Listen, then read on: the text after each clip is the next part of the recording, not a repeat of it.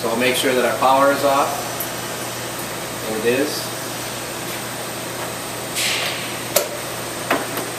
We're going to use 2 shaft guards to lift the shelf and hold the shelf up.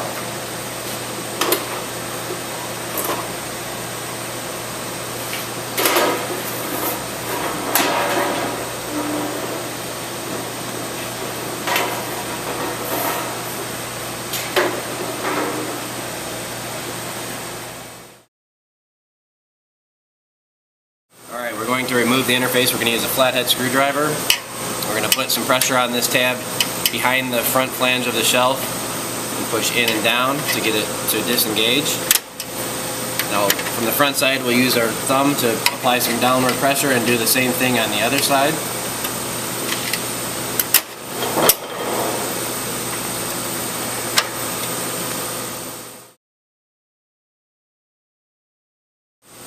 And now we're going to put the interface back into the mixing station.